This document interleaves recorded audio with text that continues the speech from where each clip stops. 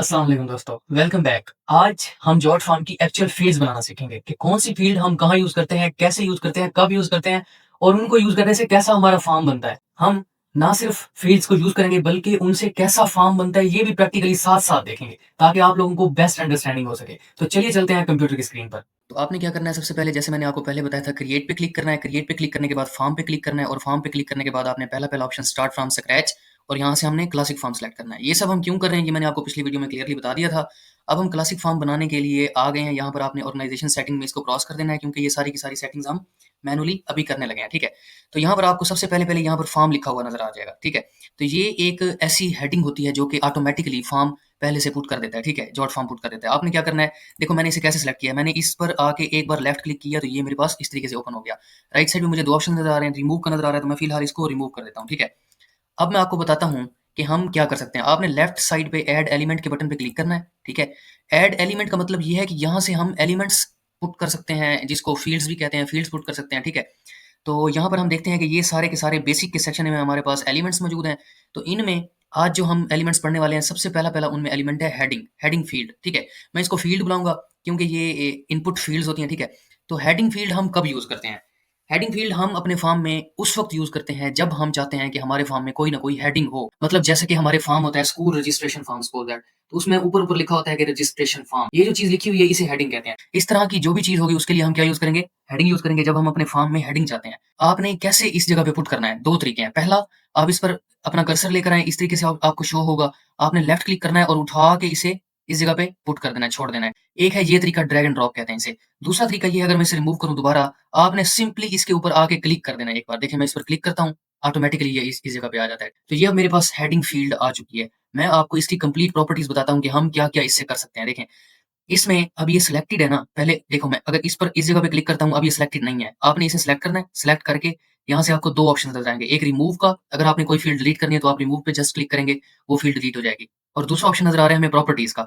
तो जैसे ही मैं प्रॉपर्टीज के बटन पे क्लिक करता हूँ, ये राइट साइड में मेरे पास एक पैनल ओपन करता है जिसमें दो सेक्शंस मुझे नजर आ रहे हैं। जनरल का सेक्शन नजर आ रहा है और दूसरा हेडिंग इमेज का नजर आ रहा है। जनरल के सेक्शन में हम देखते हैं कि क्या क्या चीजें हम कर सकते हैं इस हेडिंग के साथ। सबसे पहले पहले है हमारे पास हेडिंग टेक्स्ट। सपोज दैट हम यहाँ पर अपना लिखते हैं कि हमारी हेडिंग है क्लास 2। ठीक है, क्लास 2 फॉर्म।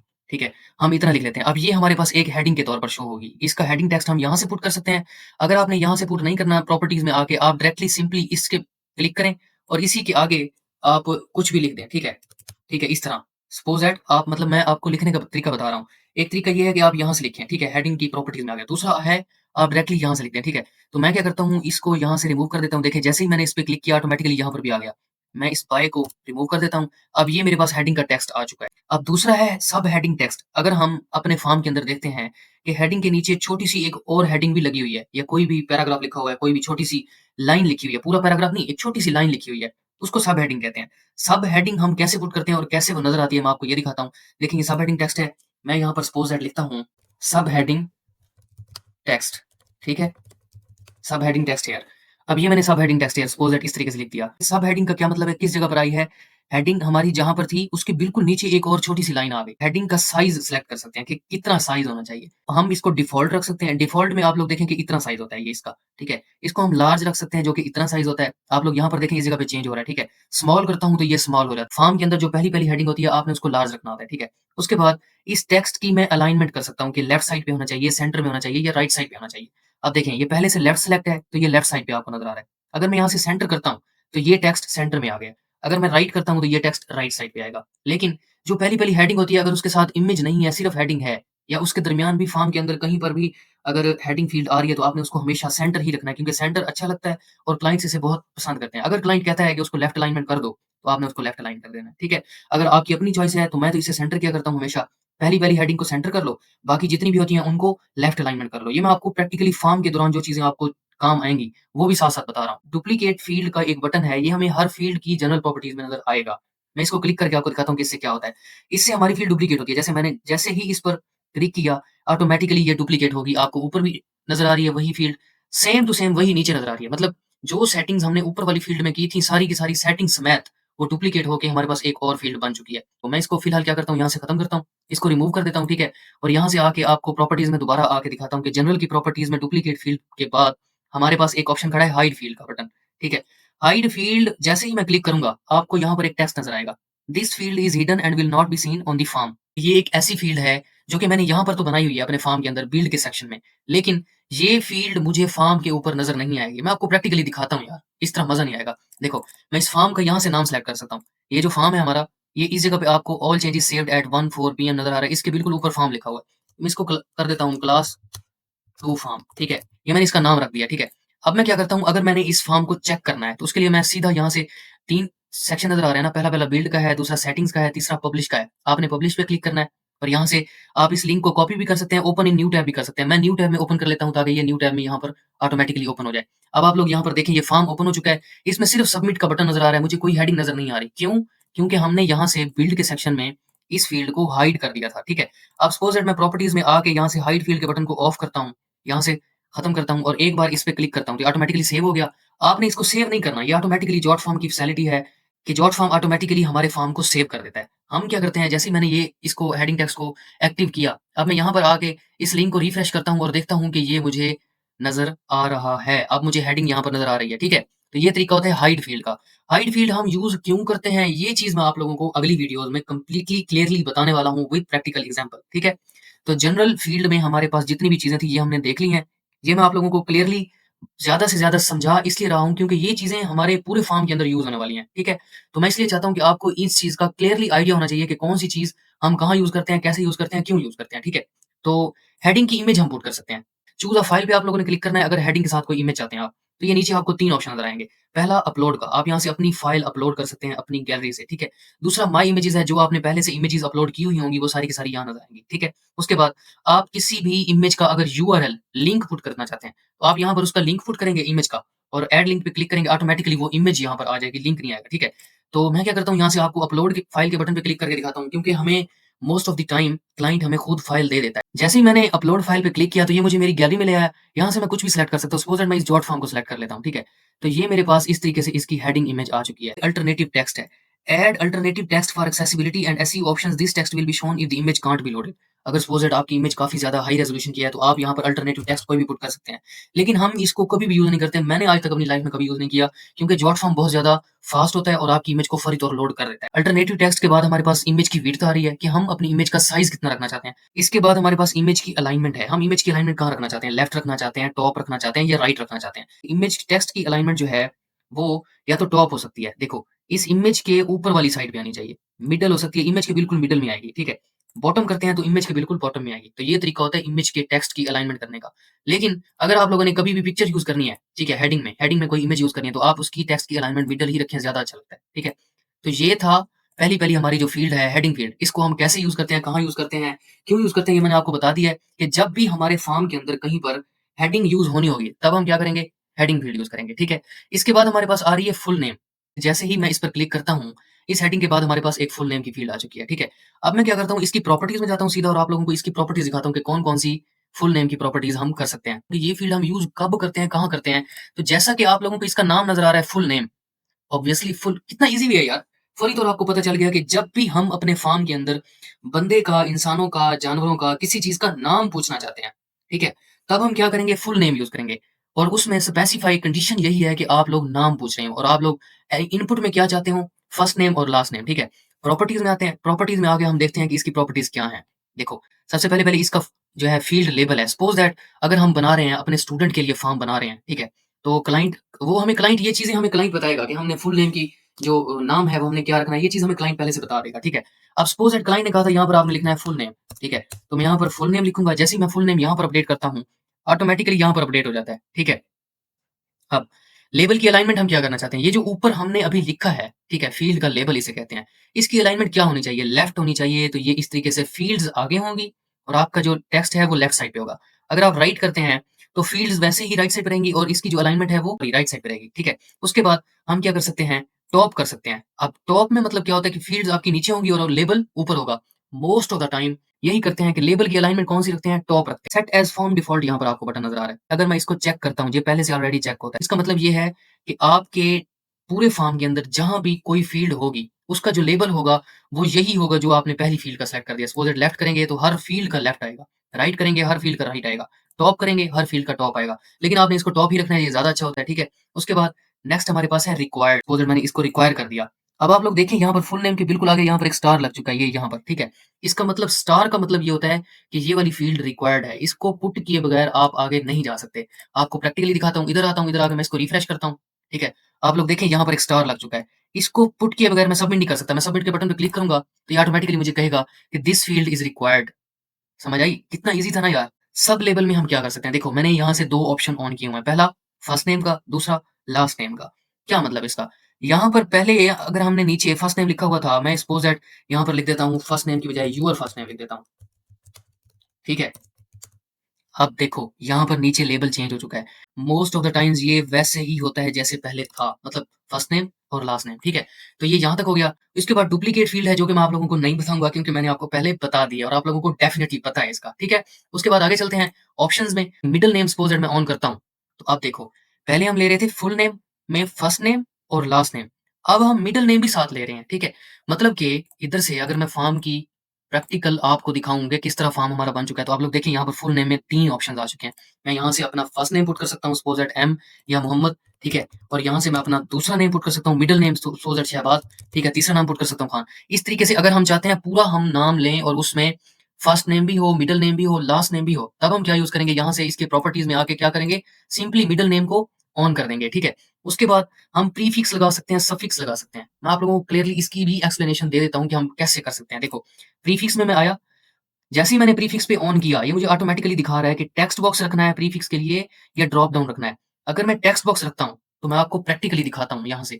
देखो, जैसे मैंने इसको ऑन किया, प्रीफिक्स में सपोज़ दैट यहाँ पर हम मिस्टर लिख सकते हैं, ठीक है? इस तरह की जो चीज़ अगर हम चाहते हैं कि हमारे फॉर्म में आए, पहले हम उसका प्रीफिक्स भी पूछें, तब हम क्या करते हैं, यहाँ से प्रीफिक्स ऑन कर देते हैं, मिस्टर मोहम्मद शहबाज़ खान, इस तरह, समझ आई? अगर क्लाइंट इसको कहता है कि ये चीज़ यूज़ करो या आप अगर इसे करना चाहते हैं, तो इस तरीके से कर सकते हैं। प्रीफिक्स में दूसरा ऑप्शन होता है ड्रॉप डाउन का। अगर हम चाहते हैं कि पहले से हमारे पास ऑप्शंस हों और यूज़र जो हमारा फॉर्म फिल कर रहा है, उसको पहले से जो यूज़र डिफाइंड ऑप्शंस हैं, वो नज़र आ जाएँ, उन्हीं में से वो सिलेक्ट कर सके। अब मैं यहाँ से बैक करता हूँ, आपको दिखाता हूँ कि यूज़र क्या कर सकता है। पहले यूज़र लिख सकता था, जो कि मैंने आपको लिख के दिखाया था। अब वही काम फुल नेम में यूज़र सिलेक्ट कर सकता है। देखो 2 ऑप्शन नज़र आ रहे हैं, पहला मिस्टर का, दूसरा मिसेज़ का। जो भी मतलब हमारा यूज़र है, वो मेल है, फीमेल है, जो भी है, वो यहाँ से अपना प्रीफिक्स सिलेक्ट कर सकता है। तो ये तरीका होता है प्रीफिक्स ऐड करने का, ठीक है? अब ज़रूरी नहीं कि प्रीफिक्स में हमारे पास यही ऑप्शंस आएँ, मिस्टर और मिसेज़। आप यहाँ से कोई और भी कर सकते हैं। सपोज़ दैट मैं यहाँ पर आप लोगों की एक्सप्लेनेशन के लिए एक और नन का ऑप्शन ऐड करता हूँ और इधर से आके इसको रिफ्रेश करता हूँ, तो आप लोग देखें यहाँ पर मिस्टर, मिसेज़ के साथ नन भी आ गया। समझ आई? इस तरीके से हम क्या कर सकते हैं, यहाँ पर कोई भी ऑप्शंस लगा सकते हैं। तो ये था प्रीफिक्स ऐड करने का तरीका। उसके बाद ऑप्शंस में हमारे पास आ रहा है सफिक्स। अगर हम चाहते हैं कि हमारे फॉर्म के अंदर सफिक्स भी आए, सफिक्स में हम सिंपल एक टेक्स्ट फील्ड ऐड कर सकते हैं। मैं इसको ऑन करके इधर आके आप लोगों को दिखाता हूँ कि क्या हुआ है। देखो, यहाँ से हम कुछ भी सिलेक्ट कर सकते हैं। इधर नाम first name, middle name, last name आएगा, सफिक्स में कोई भी सफिक्स आएगा। तो मैं क्या करता हूँ, यहाँ से सफिक्स को भी ऑफ कर देता हूँ, प्रीफिक्स को भी ऑफ कर देता हूँ और मिडल नेम को रहने देता हूँ, ठीक है? मोस्ट ऑफ द टाइम्स हम क्या करते हैं, सिर्फ़ और सिर्फ़ फर्स्ट नेम और लास्ट नेम ले रहे होते हैं। क्लाइंट भी यही कहता है, ठीक है, प्रोफेशनल फॉर्म में। एडवांस में हमारे पास सबसे पहला जो ऑप्शन है वो है प्लेस होल्डर ऐड करने का। मतलब हम इसमें प्लेस होल्डर ऐड कर सकते हैं। किस तरह? देखो, प्लेस होल्डर का मतलब ये है कि अगर मैं यहाँ पर आता हूँ, आप लोगों को दिखाता हूँ अपना फॉर्म बना बनाया, जो कि देखो फर्स्ट नेम नीचे लिखा हुआ है, अंदर कुछ भी नहीं लिखा हुआ, ठीक है? मिडल नेम लिखा हुआ है, अंदर कुछ भी नहीं लिखा हुआ। लास्ट नेम लिखा हुआ है, अंदर कुछ भी नहीं लिखा हुआ। अभी आप लोगों को एक मैजिक दिखाता हूँ। देखो, फर्स्ट नेम में मैं यूज़र के लिए एक एग्ज़ाम्पल पुट करता हूँ। सपोज़ मैं फर्स्ट नेम में लिखता हूँ मोहम्मद, ठीक है? और मिडल नेम में मैं लिखता हूँ शहबाज़, ठीक है? और यहाँ पर मैं लिखता हूँ लास्ट नेम में खान। अब मैं आपको दिखाता हूँ कि क्या हुआ है।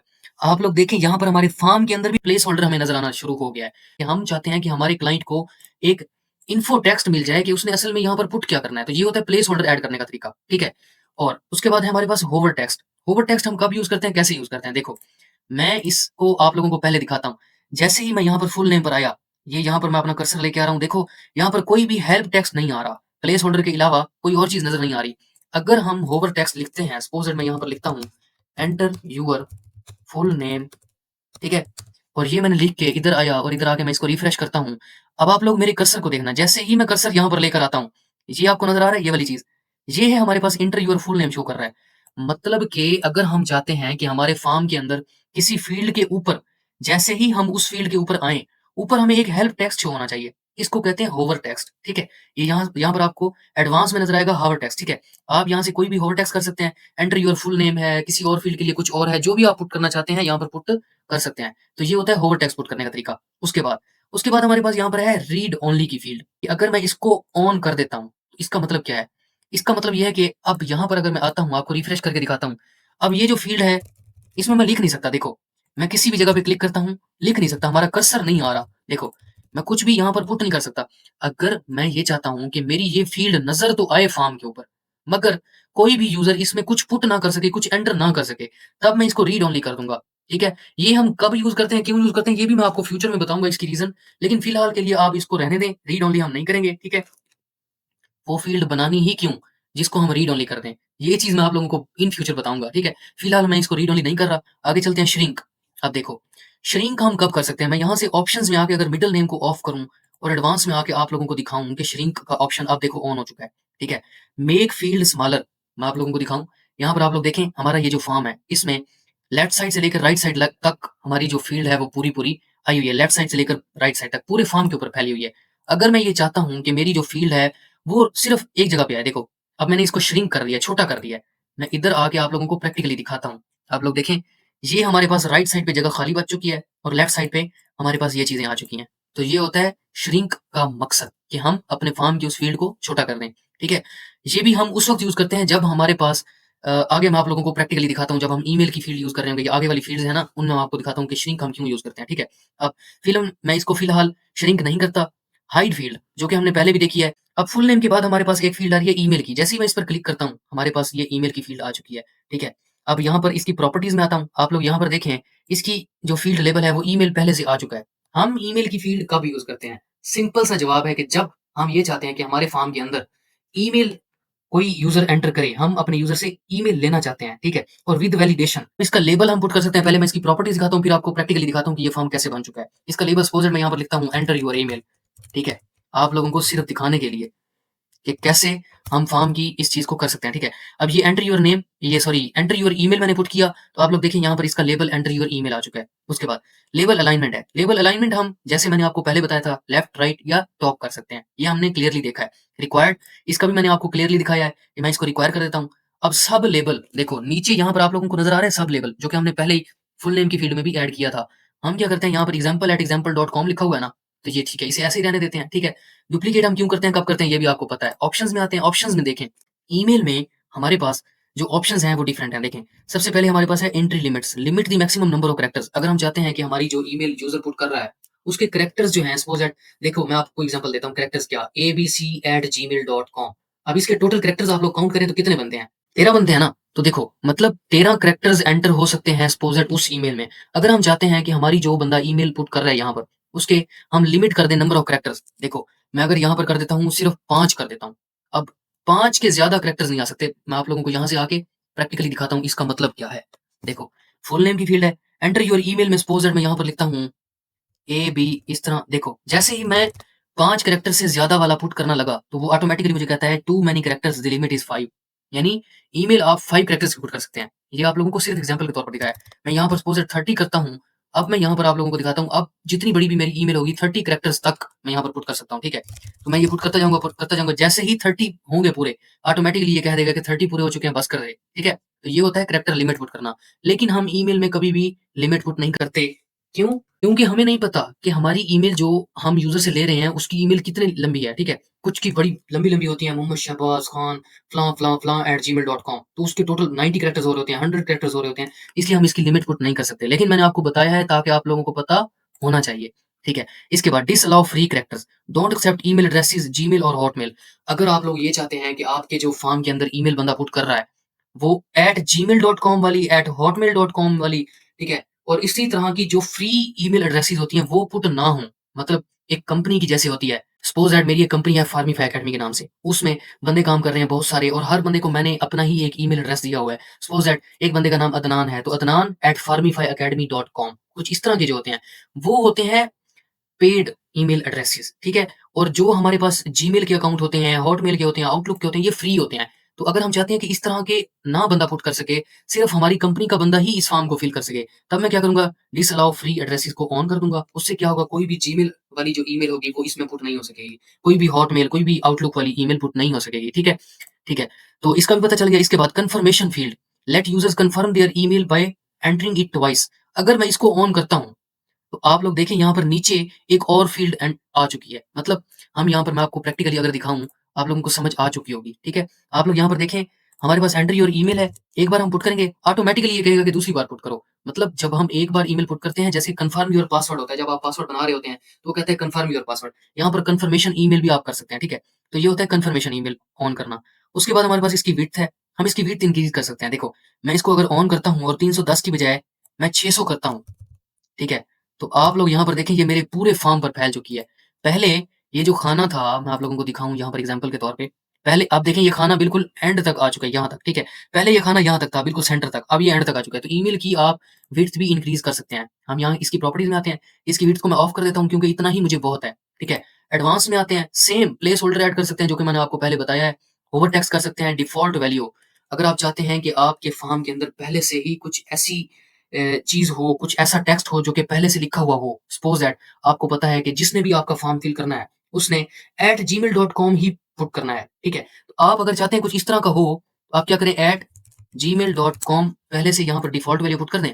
अब आप यहाँ पर आप देखें, तो आपको क्या नज़र आएगा, देखो @gmail.com पहले से लिखा हुआ है। कोई भी यूज़र आता है, वो आके पहले से यहाँ पर ये पुट करता है abc@gmail.com पहले से लिखा हुआ है। ये मतलब यूज़र के लिए थोड़ा-सा ईज़ी बना दिया गया है, ठीक है? जब हम ये चीज़ पुट करते हैं। लेकिन ये भी हम कभी पुट नहीं करते क्योंकि किसी की ईमेल जीमेल वाली होती है, किसी की आउटलुक वाली होती है, किसी का कौन-सा ईमेल एड्रेस होता है, ठीक है? तो डिफ़ॉल्ट वैल्यू इस तरीके से ऐड कर सकते हैं। अगर आप खत्म करना चाहते हैं, इसको सिंपली आके सेलेक्ट करें और बैकस्पेस कर दें, ठीक है? इस तरीके से ये हो सकता है, ठीक है? मैं इसको फिलहाल पुट कर देता हूँ आप लोगों को लिए, ताकि आपको पता हो कि डिफ़ॉल्ट वैल्यू किस तरह ऐड होती है, ठीक है? तो ये रीड ओनली का बटन है, श्रिंक का बटन है, move to a new line. इसका क्या मतलब है? Move field to a new line, इस पे मैं जैसे ही क्लिक करता हूँ कि हमारी जो फील्ड है वो नेक्स्ट लाइन पे आ सकेगी। उसके बाद हमारे पास हाइड फील्ड है जो कि मैं आपको पहले बता चुका हूँ, ठीक है? तो ये थी हमारे पास ईमेल फील्ड और इसकी प्रॉपर्टीज़। उसके बाद यहाँ पर हमारे पास एड्रेस फील्ड है। जैसे ही एड्रेस फील्ड पे क्लिक करता हूँ, तो ये मेरे पास इस तरीके से एड्रेस फील्ड ओपन हो चुकी है, ठीक है? इसमें मैं देखता हूँ कि बहुत सारे ऑप्शंस हैं। जैसे हमारे पास फर्स्ट नेम में हम मिडल नेम भी ऐड कर सकते थे, प्रीफिक्स भी कर सकते थे और सफिक्स भी कर सकते थे। इसी तरह हम एड्रेस फील्ड में भी बहुत सारे ऑप्शंस कर सकते हैं। देखो, मैं प्रॉपर्टीज़ में आता हूँ। प्रॉपर्टीज़ में आपके इसकी फील्ड लेबल कर सकता हूँ, जो कि आप लोगों को पता है कि किस तरीके से हम फील्ड लेबल चेंज कर सकते हैं। लेबल अलाइनमेंट आप कर सकते हैं, रिक्वायर्ड कर सकते हैं, ठीक है? जो कि मैं आप लोगों को पहले बता चुका हूँ। अब सब लेबल्स हैं, जो कि हम हर फील्ड में कर चुके हैं। पिछली जितनी भी फील्ड्स थी, जैसे हमने इसमें सब लेबल लिखा था, फर्स्ट नेम का, लास्ट नेम का, example@example.com का। इसी तरह आप लोग यहाँ पर देखें, स्ट्रीट एड्रेस है, स्ट्रीट एड्रेस लाइन 2 है, सिटी है। ये सारे हमारे पास क्या हैं? सब लेबल्स हैं, ठीक है? डुप्लीकेट कर सकते हैं फील्ड को। ऑप्शंस में आप आकर देखें, तो एड्रेस प्रॉपर्टीज़ में हम जो ऑप्शंस ऐड कर सकते हैं, वो ये वाले हैं, ठीक है? इनमें हम चाहते हैं, सपोज़ दैट स्ट्रीट एड्रेस भी होना नहीं होना चाहिए, स्ट्रीट एड्रेस लाइन 2 भी नहीं होना चाहिए, सिटी भी नहीं होना चाहिए, स्टेट भी नहीं होना चाहिए, सिर्फ़ आप कंट्री पूछें। तो जैसे ही मैं कंट्री पे क्लिक करूँगा, सिर्फ़ कंट्री पूछेगा, ठीक है? अगर मैं चाहता हूँ स्ट्रीट एड्रेस भी लो, सिटी भी लो और इसके बाद कंट्री भी लो, 3 चीज़ें लो, तो ये 3 चीज़ों के लिए ही सिर्फ़ ऑन होगा। और कंट्रीज़ से आप लोग देखें, जैसे ही मैंने कंट्री की लिस्ट ऑन की, नीचे से ये डिफ़ॉल्ट कंट्री का मुझे नज़र आ रहा है, ठीक? अगर आप लोगों को पता है कि आपके जितने भी सपोज़ दैट यूज़र्स हैं, उन्होंने जो फ़ॉर्म फिल करना है, वो सिर्फ़ पाकिस्तान से हैं या किसी और कंट्री से हैं। आप यहाँ पर डिफ़ॉल्ट कंट्री में वो वाला कंट्री सेलेक्ट कर सकते हैं। देखो, मैं अगर यहाँ से पाकिस्तान सेलेक्ट करता हूँ और यहाँ पर आप लोगों को आके रिफ्रेश करके आपको फ़ॉर्म दिखाता हूँ। मैं यहाँ पर देखता हूँ, पहले से डिफ़ॉल्ट में मेरे पास पाकिस्तान सेलेक्टेड है। मैं यहाँ से कुछ और भी सेलेक्ट कर सकता हूँ, ठीक है? फिलीपाइंस कर सकता हूँ। अगर हम चाहते हैं कि हमारे फ़ॉर्म के अंदर पहले से कंट्री सेलेक्टेड हो कोई भी, जैसे मैंने यहाँ पर पाकिस्तान ऐड किया है, तो इस तरीके से आप ये भी कर सकते हैं, ठीक है? तो ये होते हैं एड्रेस के ऑप्शंस। उसके बाद एडवांस में आते हैं। एडवांस में आप लोग देखें, प्लेस होल्डर है। प्लेस होल्डर हम पहले देख चुके हैं कि किस तरीके से हम प्लेस होल्डर ऐड कर सकते हैं, होवर टेक्स्ट कर सकते हैं, श्रिंक कर सकते हैं, हाइड फील्ड कर सकते हैं, ठीक है? तो ये थे एडवांस में हमारे पास एड्रेस फील्ड की प्रॉपर्टीज़। एड्रेस के बाद हमारे पास एक और फील्ड, जो कि लास्ट फील्ड इस वीडियो में मैं आप लोगों को समझाने लगा हूँ, वो है फ़ोन फील्ड। देखो, फ़ोन फील्ड हम उस वक़्त यूज़ करते हैं जब हम ये चाहते हैं कि हम अपने क्लाइंट से या यूज़र जो हमारा फ़ॉर्म फिल कर रहा है, वो अपना फ़ोन नंबर ऐड करे, तब हम फ़ोन फील्ड ऐड करते हैं, ठीक है? अब मैं इसकी प्रॉपर्टीज़ में आता हूँ। आप लोग देखें, जैसे हमने ईमेल में इसको श्रिंक किया था, फ़ोन नंबर को भी हम श्रिंक कर सकते हैं। प्रॉपर्टीज़ में आओ, प्रॉपर्टीज़ में आके एडवांस में आके इसको श्रिंक कर दो। अब ये यहाँ पर नेक्स्ट फील्ड आ सकती है, ठीक है? अब मैं इसकी जनरल प्रॉपर्टीज़ में आता हूँ, आप लोगों को दिखाता हूँ। यहाँ पर फील्ड का जो लेबल है, फ़ोन नंबर लिखा हुआ है।